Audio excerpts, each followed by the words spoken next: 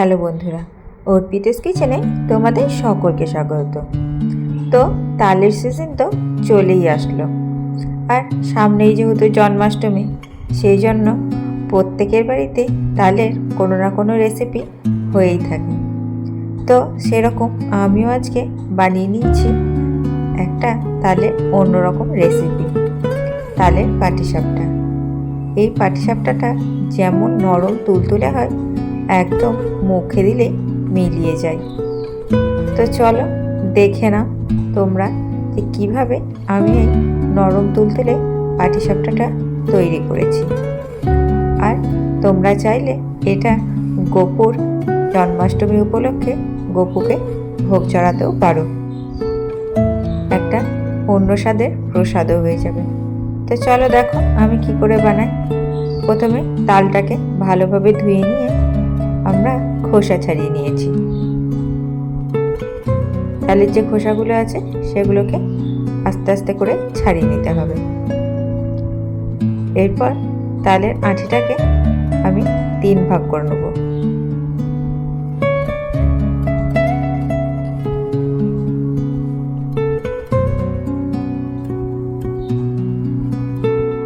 এবার একটা ভাগকে জল দিয়ে একটু ভালোভাবে চটকে নেব।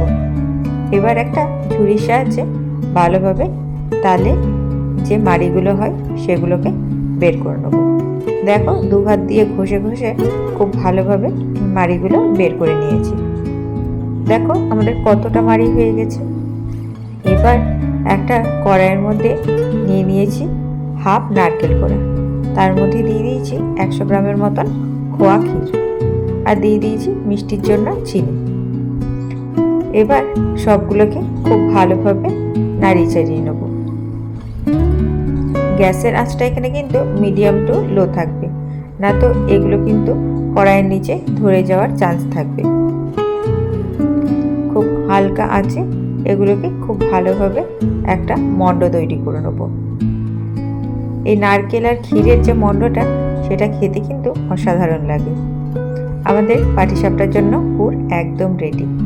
এবার একটা বাটির মধ্যে নিয়ে নেব 1 কাপ মতন ময়দা, তার মধ্যে দিয়ে দেবো হাফ কাপ সুজি, তার মধ্যে দিয়ে দেবো পরিমাণ মতো চিনি, এই হাফ কাপের মতনই দিয়ে দেবো মৌরি গুঁড়ো। তালের সঙ্গে মৌরি গুঁড়োর ফ্লেভারটা কিন্তু খুব ভালো যায়, এটা কিন্তু অবশ্যই দিতে হবে। এবার ওর মধ্যে দিয়ে দেবো যে তাল আমরা ঘষে রেখেছিলাম সেই তালের পাল্পটা। এবার ওই তালের পাল্পটা দিয়ে আস্তে আস্তে ময়দা সুজিটাকে খুব ভালোভাবে মেশাবো। খুব ভালোভাবে মিশিয়ে মিশিয়ে খুব ঘনও না আবার খুব পাতলাও না, এরকম একটা ব্যাটার আমি তৈরি করে নেব। দেখো আমাদের ব্যাটারটা একদম তৈরি হয়ে গেছে। এবার একটা চাটুর মধ্যে দিয়ে দিলাম কিছুটা পরিমাণ ঘি ব্রাশ করে। এবার একটা হাতার সাহায্যে ব্যাটারটাকে নিয়ে আমি মোটামুটি একটা গোল মাপ তৈরি করে নেব। এবার আমরা যে ক্ষীরের পুরটা তৈরি করে রেখেছিলাম সেটাকে দিয়ে দেব এক সাইডে, যেমন করে আমি দিচ্ছি ঠিক সেরকমভাবে। এবার ক্ষীরের পুরটা দিয়ে দেওয়া হয়ে গেলে এবার আস্তে আস্তে ভাঁজ করে নেব। এই সময় গ্যাসের আঁচটা কিন্তু একদম মিডিয়াম না তো লোতে রাখতে হবে, এত কিন্তু পাটিসাপটাগুলো পুড়ে যাবে আর ভেঙেও যাওয়ারও চান্স থাকবে। দেখো তাহলে কত সহজেই আমাদের এই পাটিসাপটাগুলো তৈরি হয়ে গেল।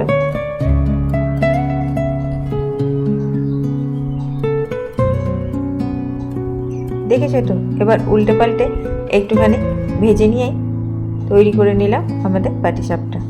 দেখো তোমাদের সুবিধার জন্য আমি আবারও কয়েকটা পাটিসাপটা করে দেখাচ্ছি।